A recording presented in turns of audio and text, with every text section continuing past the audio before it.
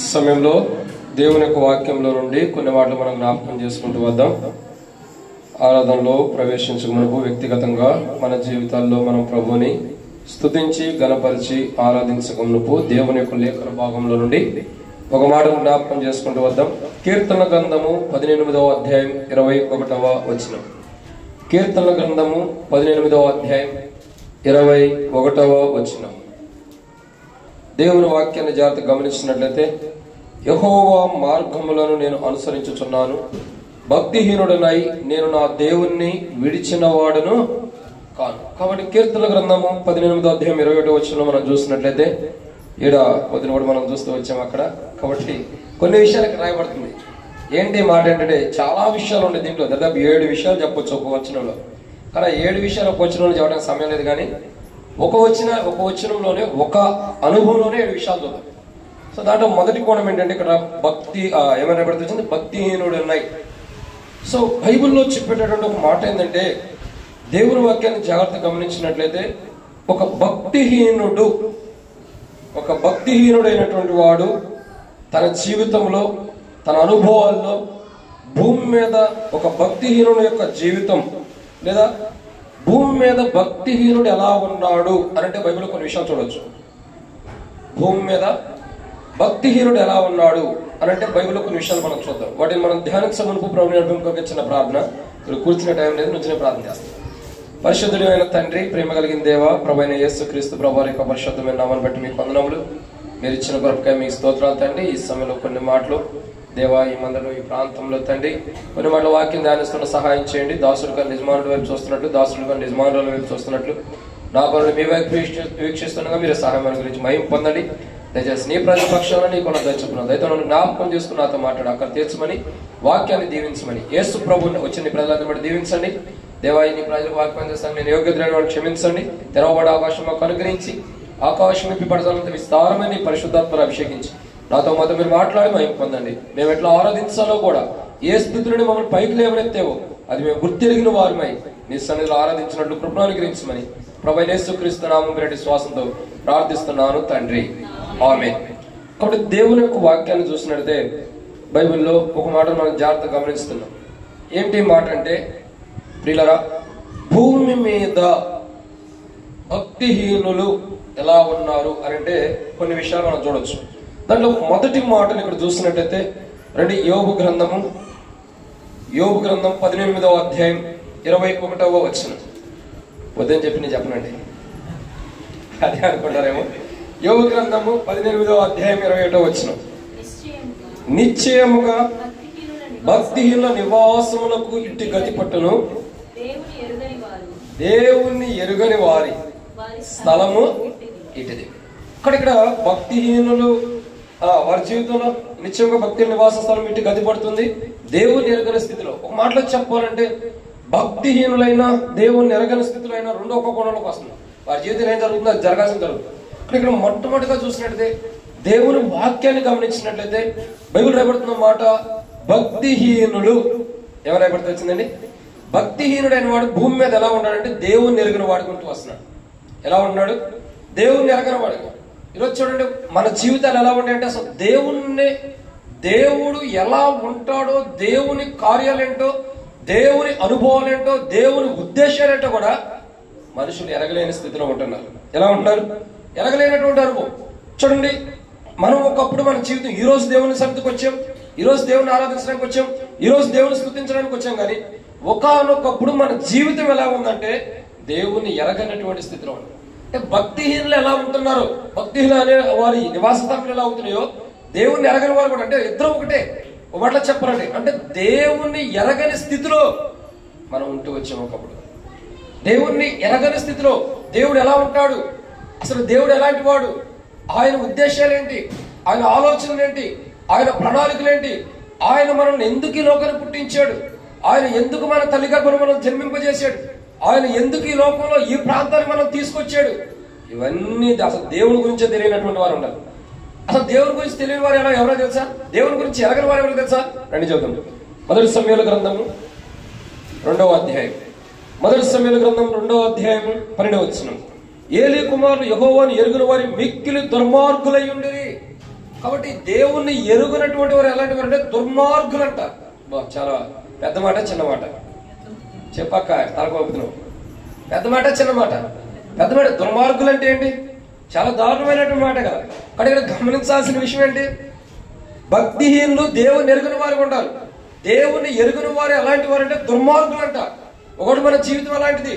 దేవుని ఎరగని వారిగా భక్తిహీనులు ఉంటూ దుర్మార్గమైన జీవితాన్ని జీవిస్తున్నాం మనం. ఈరోజు దేవుని బిడ్డలుగా రక్షణ మార్మోస్ బాప్తిసం పొంది దేవుని సన్నిధికి వచ్చి దేవుని ఆరాధించేటట్టుకు వచ్చామంటే యేసు ప్రభువు వారు మన కొరకు ఈ లోకానికి వచ్చి మన కొరకు ప్రాణం పెట్టి చనిపోయి తిరిగి లేచడం ద్వారా ఆయన మరణ భూస్థాపన పునరుద్ధానం ద్వారా ఈరోజు భక్తిహీనమై దేవుని దృష్టికి దుర్మార్గములుగా జీవించిన మనము ఈరోజు ఎక్కడికి వచ్చి ఉన్నామండి? దేవుని సన్నిధికి. ఇప్పుడు దుర్మార్గపు జీవితం ఉందా లేదా? ఇంకా అది ఉందా ప్రభు అని ఆరాధన చేయొద్దు. దాని నుండే మనం తప్పించబడ్డాం.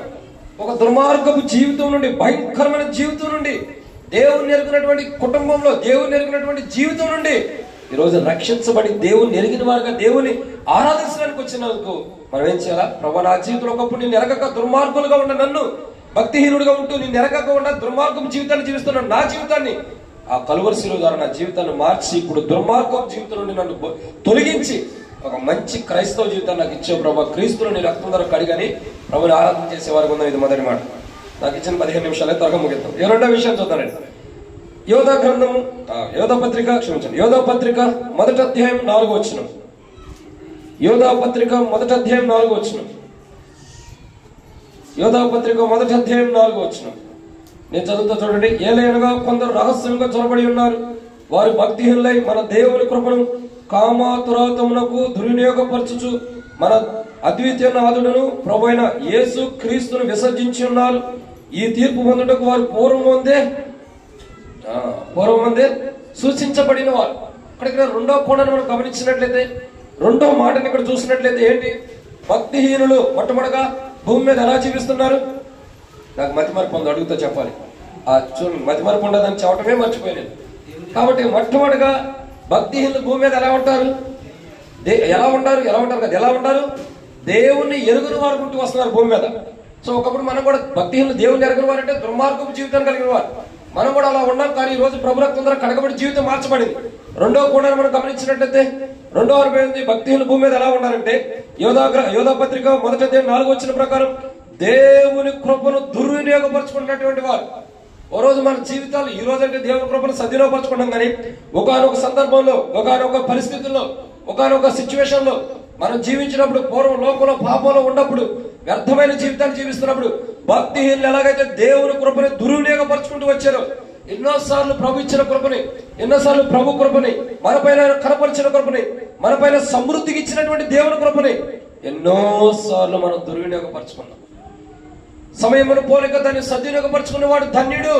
కానీ మనమైతే దేవుని కృపని, భక్తిహీనమై దేవుని కృపని ఎన్నోసార్లు దుర్వినియోగపరచుకోవడం అని అర్థం ఏంటి?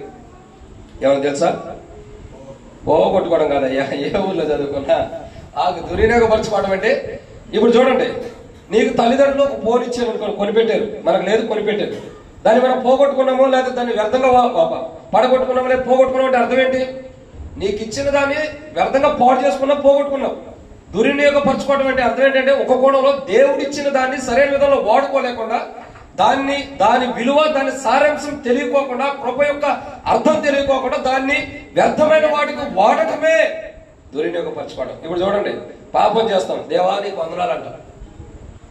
మనం తప్పు చేస్తాం, పాపం చేయడం పరిగెడతాం, కాలు దెబ్బ, దొంగతనం చేయడం, ఇంకో దానికి వెళ్తారు, కాళ్ళు చేతులు ఇరుగుతాయి. దేవా ఇట్టెందుకు చేసే ప్రభు అని అంటాం. దేవుని కృపనిచ్చింది దేనికి? నువ్వు పాపం చేయడానిక, దొంగతనం చేయడానిక, వ్యభిచరించడానిక, దారుణమైన జీవితాన్ని జీవించడానిక? దేవుని కృపను ఎందుకు ఇస్తున్నాడు?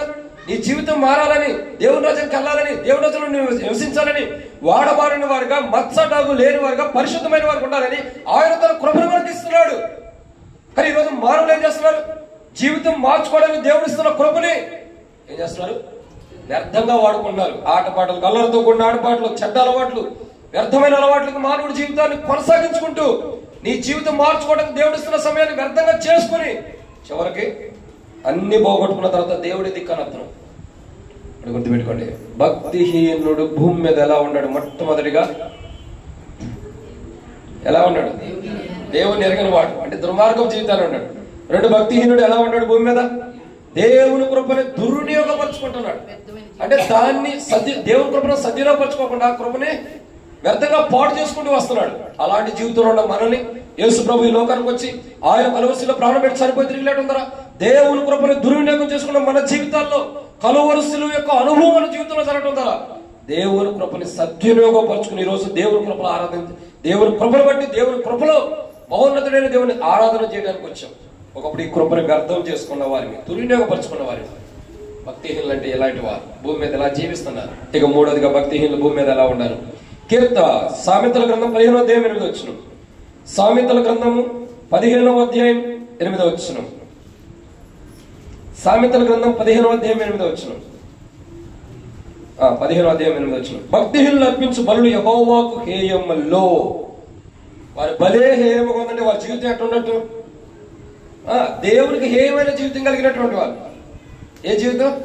హేయమైనటువంటి జీవితం. అంటే భక్తిహీనుల యొక్క జీవితం చూడడం భూమి మీద ఎలా ఉందో ఎంతో హేయమైన. అంటే హేయమైనది అంటే అర్థం ఏంటి? దేవుడు అసహించుకునేది, దేవుడు వద్దన్నది, దేవుడు చేయొద్దన్న పని చేసేది, దేవుడు అసహించుకునేది హేయమైనది ఒక మాటలో చెప్పాలంటే. మరి అలాంటి జీవితం మనకు ఉంది. ఒకప్పుడు దేవుడు మనల్ని చూడగా అసహించుకునే జీవితం, ఒకప్పుడు మనల్ని చూడగా దేవుడు మనల్ని విసర్జించిన అనుభవం కూడా మన జీవితంలో ఉంది. అంటే దేవుడే ఇష్టపడని జీవితాన్ని మనం జీవిస్తూ వచ్చాం ఒకప్పుడు భక్తిహీనుల్లాగా. కానీ ఈరోజు మనంత భక్తి పనులు మరొకరు లేదు. ఒకప్పుడు భక్తిహీనులు, ఇప్పుడు ఎక్కడా లేని భక్తి కలిగినటువంటి వారు. ఈ అనుభవంలోకి ఎలా వచ్చాం? ఈ గొప్ప అనుభూతి మనకు ఎలా వచ్చిందంటే భక్తిహీనులుగా ఉంటూ మన జీవితంలో భక్తిహీనులుగా ఉంటూ దేవునికి హేయమైనటువంటి జీవితాన్ని, దేవుని దృష్టిలో హేయమైన జీవితాన్ని జీవిస్తున్న మనల్ని యేసు ప్రభువు ఈ లోకానికి వచ్చి ఆ కలువరి శిలువ ద్వారా మన జీవితాన్ని మార్చి భక్తిహీనులుగా ఉంటూ దేవుని దృష్టిలో హేయమైన వారిగా దేవుడు అసహించుకునే జీవితాన్ని మనం జీవించిన మన జీవితాల్లోకి ఆ కలువరి శిలువ యొక్క రక్తం మన జీవితంలోకి రావడం ద్వారా మన జీవితాన్ని మార్చేసి ఈరోజు దేవునికి ఇష్టలుగా, ఇంకా దేవుడు ఇష్టపడే ప్రజలుగా, దేవుడు ఇష్టపడే జనాంగంగా యేసు ప్రభువు యొక్క కలువరి శిలువ రక్తం ద్వారా మనం కడగబడి తీర్చబడుతూ వచ్చాం. భక్తిహీనుడు మొట్టమొదటిగా భూమి మీద ఎలా ఉన్నాడు? దేవుని ఎరగనివాడు. రెండు భక్తిహీనుడు భూమి మీద ఎలా ఉన్నాడు? దేవుని కృపను దుర్వినియోగపరచుకుంటున్నవాడు. మూడు భక్తిహీనుడు భూమి మీద ఎలా ఉన్నాడు? దేవుని దృష్టిలో హేయమైన జీవితాన్ని జీవించేవాడు. ఇక నాలుగోదిగా భక్తిహీనుడు భూమి మీద ఎలా ఉన్నాడు? కీర్తన గ్రంథం 119వ అధ్యాయం 155వ వచనం. కీర్తన గ్రంథము 119వ అధ్యాయం 155వ వచనం. ఉందా 155వ వచనం? చదవండి. చదవండి అక్క. 155 వచనం చదవండి. భక్తిహీనులు రక్షణ వారికి ఒక భక్తిహీనుడు నాలుగో మాటగా భూమి మీద ఎలా జీవిస్తున్నాడు? మొట్టమొదటిగా దేవుని ఎరుగని వారికి ఉంటాడు. రెండు, దేవుని ఆయన గట్టిగా పట్టుకున్నాడు, ఎందుకంటే తలగొమ్మకిస్తాడు. మొట్టమొదటిగా దేవుని ఎరగని వాడుగా ఉంటూ వస్తున్నాడు భక్తిహీనుడు భూమి మీద, అంటే దుర్మార్గపు జీవితం. రెండు, దేవుని కృపను దుర్వినియోగపరుచుకుంటున్న వాడుకున్నాడు భూమి మీద. మూడు, వారి జీవితము భక్తిహీనుడు తన జీవితాన్ని బట్టి దేవుని దృష్టిలో హేయమైన వాడుగా జీవిస్తున్నాడు, దేవునికి హేయమైన జీవితాన్ని జీవిస్తున్నాడు. నాలుగు, భక్తిహీనుడు భూమి మీద ఎలా జీవిస్తున్నాడు అంటే భక్తిహీనుడిని కట్టడలను వెతుకుటం లేదు కనుక వారికి రక్షణ వారికి దూరంగా ఉంది. అంటే భక్తిహీనుడు భూమి మీద ఎలా జీవిస్తున్నాడంటే దేవుని కట్టడలను వెతకలేక దేవుని రక్షణ దూరం చేసుకున్న వాడికి ఉంటున్నాడు. రక్షణ ఎలాంటిది? కాలం సంపూర్ణమైనది, దేవుని రాజ్యం సమీపిస్తుంది కాబట్టి సువార్తలో మేము మారుమోసి పొందుడని దేవుని వాక్యము మార్క్స్ వార్త 1వ అధ్యాయం 14-15 వచనంలో చెబుతుంటే ఇది ఉచితమైన రక్షణ. నేడే రక్షణ దినం, నేడే అనుకూల సమయం, నేడే మిక్కిలి అనుకూల సమయం అన్నట్లు నేడే ఉచితంగా ఇవ్వబడుతున్న రక్షణ విషయంలో చాలా సార్లు మన భక్తిహీనమైన జీవితాన్ని బట్టి దేవుని కట్టడలను మనం వెతకలేక, దేవుని కట్టడలను కనుగొనలేక మనకి ఇవ్వబడుతున్న ఉచితమైన రక్షణ మనం కోల్పోయిన వారు ఉంటున్నాం. ఎన్ని సంవత్సరాలు ఉచితంగా ఇవ్వబడుతున్న రక్షణ కోల్పోయినాం? నా జీవితంలో 18 సంవత్సరాలు దేవుడు ఇచ్చిన ఉచితమైన రక్షణ నేను కోల్పోయి ఉంటాను. ఇప్పుడు కోల్పోతాను లేదు, ఒకప్పుడు కోల్పోయాడ 18 సంవత్సరాలు. నా 18వ ఏట నేను ప్రభువుని అంగీకరించా. నా 18వ ఏట 18వ తారీఖు డిసెంబర్ నెల ఆ రోజు 2010లోను నేను ప్రభువుని అంగీకరించిన అనుభవం. మరి 11 ఎందుకు చెప్తున్నానంటే డిసెంబర్ 18 నా బర్త్డే. 18వ ఏట నేను రక్షించబడ్డా. నా బర్త్డే వచ్చింది ఆ రోజు నేను పాపాలు ఒప్పుకున్నా. అదేందో అదృష్టం. సో ఎవరికి లేని ధన్యత ఏంటి తెలుసా? నా భౌతికమైన బర్త్డే, ఆత్మీయమైన బర్త్డే రెండు ఒకే రోజు. అందుకే 2 కేకులు కోస్తా. ఎన్ని? 2 కేకులు కోస్తా. ఒకటి ఇంటికాడికి వస్తా, ఒకటి మంత్రిలోకి వస్తా. సో ఇక్కడ ధన్యత ఏంటి తెలుసా? చాలా మంది భూమి మీద జీవిస్తున్న భక్తిహీనమైన జీవితం నుండి దేవుని కట్టడలను వెతకలేక ప్రభు ఇచ్చే సంపూర్ణమైన ఉచితమైన రక్షణని పోగొట్టుకుంటూ వచ్చారు. ఈరోజు చాలా మంది చూడండి, ఈ కాలం ఎంత పెద్దది, ఎన్ని రూమ్లు ఉంటాయి అక్క? 7 ఉండేవారు ఎవరైనా ఉన్నారా? అందరం బయట నుండి వచ్చిన వాళ్ళు ఎన్ని రూములు ఉండొచ్చు? అది కష్టం. ఉండేవారంటే మీరు అన్నారు కానీ ఎన్ని రోజులు ఉండేది చెప్పలేము. ఎన్ని ఉండొచ్చు పృథ్వీ? నువ్వు చెప్పు. అకౌంటెడ్ చాలా ఇల్లు కాదు, నాకు ఒక ఐడియా కోసం ఇన్నని కావాలి.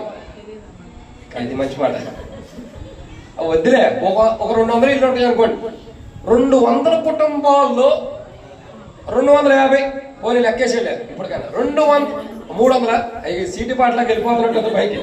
సరే, 300 కుటుంబాల్లో ఈరోజు 3 లేదా 10 మంది మాత్రమే ఇక్కడికి వచ్చారంటే, భక్తిహీనమైన జీవితం నుండి 10 మంది వెలుపడికి వచ్చారు, దేవుడిచ్చే ఉచితమైన రక్షణ పొందుకున్నారు. మరి మిగతా వారందరూ ఇక తెరవాల్సిందే కదా, మీకు తెలిసింది నేను చెప్పండి. అంటే ఈ ధన్యతను పోగొట్టుకుంటూ వచ్చారు. భక్తిహీనులుగా ఉంటూ దేవుడిచ్చే ఉచితమైన రక్షణ పోగొట్టుకుని దేవుని లేఖన భాగాలని, దేవుని కట్టడంలో వెతకని వారు గుంటూ వచ్చారు. ఒకప్పుడు మనం కూడా ఇలాంటి వారమే.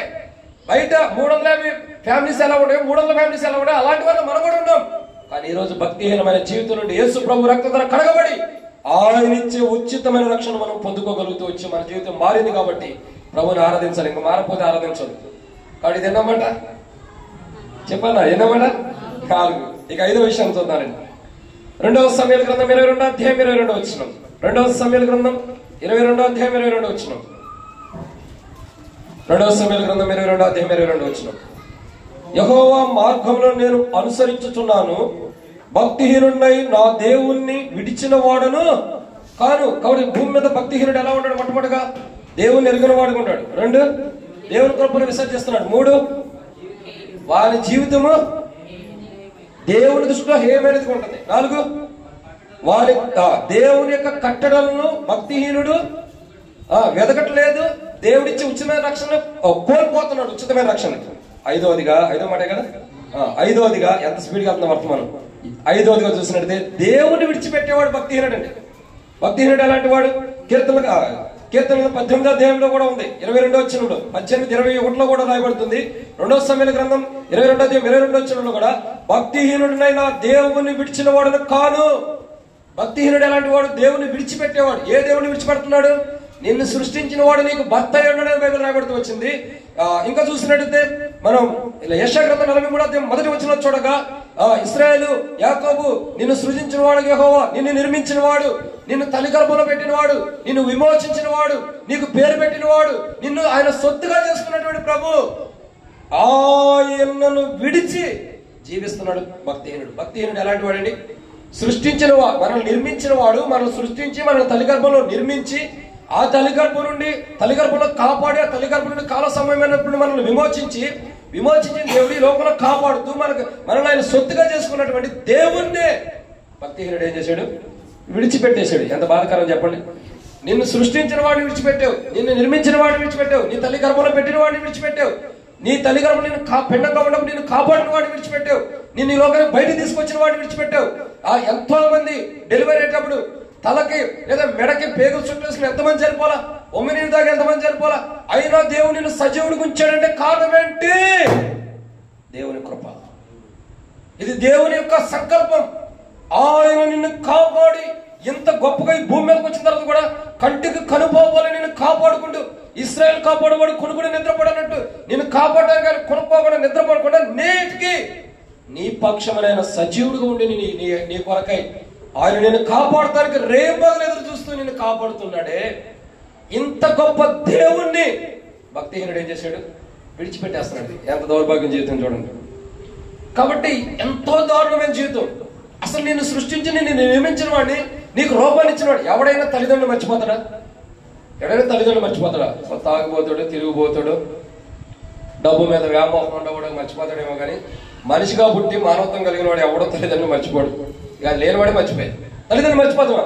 ఈ తల్లిదండ్రులే మనం మర్చిపోయినప్పుడు మనల్ని సృష్టించిన దేవుడు మనం ఎలా విడిచిపెడతాం?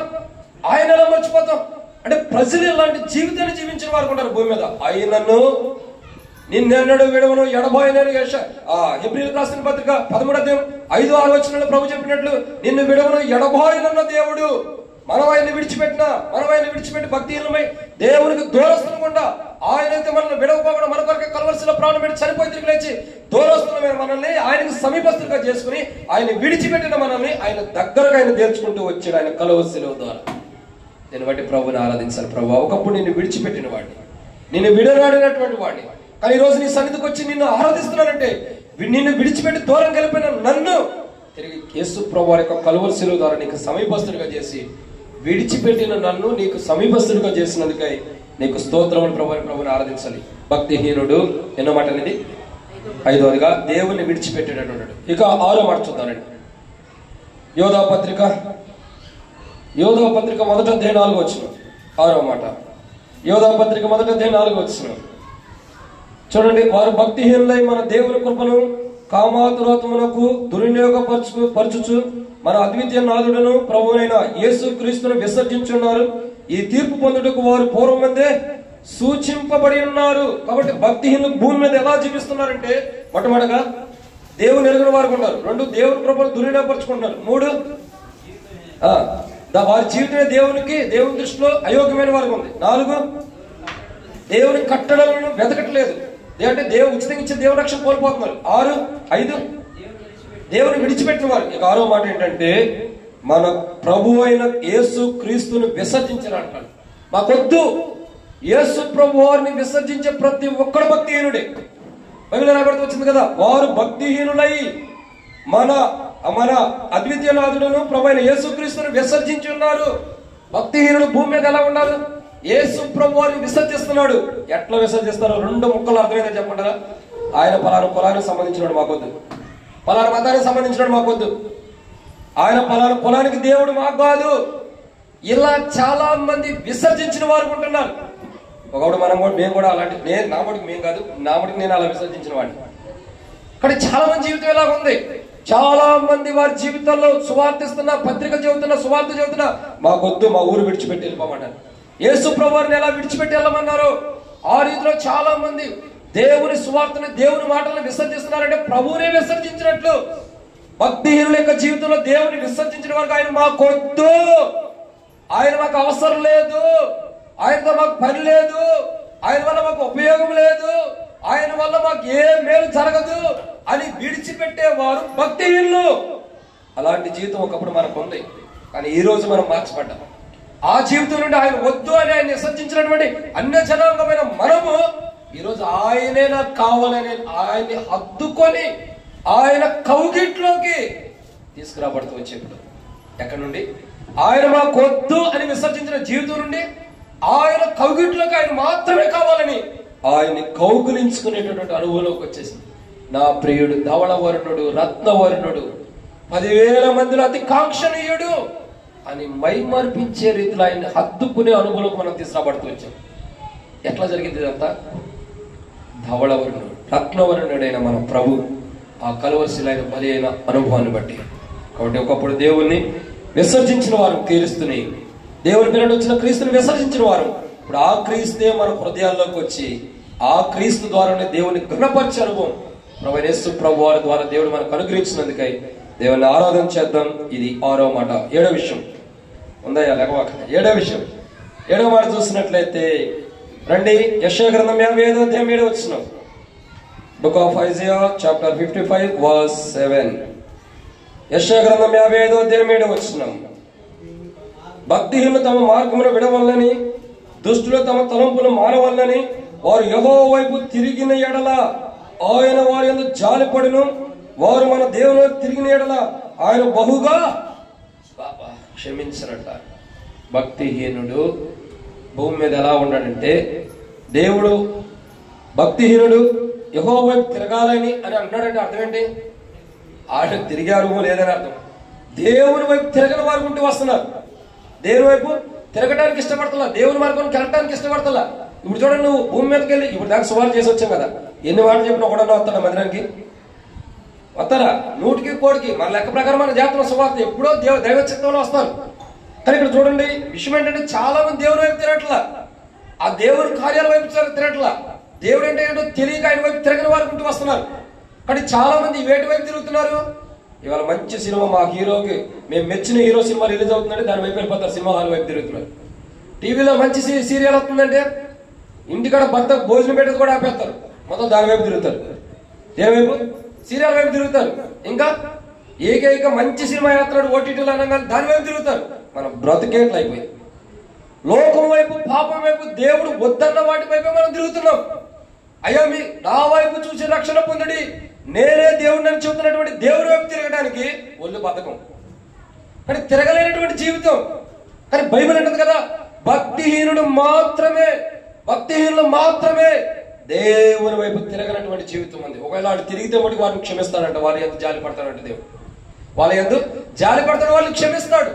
ఒకప్పుడు భక్తిహీనులాగా ఉంటూ దేవుని వైపు తిరగని జీవితం కలిగిన మనము ఈరోజు యేసు ప్రభు కృపను బట్టి, దేవుని యొక్క సంకల్పంలో, దైవ చిత్తంలో ఈరోజు దేవుని కృప ద్వారా, యేసు ప్రభు వారి ద్వారా, ఆయన కలువరిశిలో మరణించడం ద్వారా, ఆయన చనిపోయి సమాధి చేయబడి తిరిగి లేచడం ద్వారా, ఆయన ద్వారా వచ్చిన రక్షణ బట్టి, ఈరోజు ఆయన అనుమతించినటువంటి సువార్త ద్వారానో, దేవుని వాక్యం ద్వారానో, దేవుని మందిరంలో ప్రకటించబడిన లేఖ భాగాల ద్వారానో దేవుని వైపు తిరగనటువంటి మనం ఇప్పుడు దేవుని వైపు తిరిగి దేవుని ఆరాధించే వారికి ఉంటున్నాం. ఒకడు భక్తిహీనమై దేవుని వైపు తిరగని మనం ఇప్పుడు దేవుని వైపు తిరగడం ద్వారా దేవుడు మన యందు జాలిపడి మనల్ని క్షమించిన వాడు ఉన్నాడు. ఏం చేశాడు? బహుగా క్షమించాడు, అంటే ఎక్కువగా క్షమించాడు. ఇలా భక్తిహీనుడు భూమి మీద ఎలా జీవిస్తున్నాడు? ఆ 7వ మాట చూసినట్టయితే దేవుని వైపు తిరగని వాడుకున్నాడు. ఒకప్పుడు మనం అలాంటి వారమే, కానీ ఒకప్పుడు మన జీవితాలు అలా ఉండే యేసు ప్రభు రక్తం ద్వారా, దేవుని సువార్త మనం ప్రకటించబడినప్పుడు యేసు ప్రభు రక్తం ద్వారా మన జీవితం మార్చబడి బహుగా దేవుడు మన ఏళ్ళలో జాలిపడి మనల్ని క్షమించిన వాడు ఉన్నాడు. భక్తిహీనమైన మనల్ని ప్రభు క్షమించి తన ఉచితమైన రక్షణ మనకి ఇచ్చి, ఆ రక్షణలో పరిపూర్ణంగా దేవుని రాజ్యంలో మనం ఉండాలన్న దైవ సంకల్పంలో భక్తిహీనమైన మనల్ని క్షమించాడంటే దేవుని మనసు ఎంత గొప్పదో, దేవుని ప్రేమ ఎంత గొప్పదో, దేవుని వాత్సల్యం ఎంత గొప్పదో గుర్తెరిగిన వారమే. ప్రభా నేను భక్తిహీనుణ్ణి, కానీ నా జీవితంలో ఎంత గొప్ప కార్యం చేసేవని ప్రభుని ఆరాధించేవారు ఉన్నట్లు ఆ భక్తిహీన అంటే 7 పాయింట్లు చేయొద్దండి. ఇలాంటి అనుభవంలో ఉన్న నన్ను మార్చావు ప్రభా. ఈరోజు భక్తిహీనుడు నా జీవితం మార్చి నీ వైపు తిప్పుకుని నన్ను క్షమించిన ఆయన జాలిపడి నన్ను క్షమించావు. నా జీవితం ఈరోజు సువర్ణ వలె ఉంది. దీనికి కారణం నువ్వే ప్రభు అని ప్రభు నేను చదువు ఆరాధించే వారు ఉన్నట్లు ప్రభు మనకు సహాయం చేయను కాక. ఆమేన్.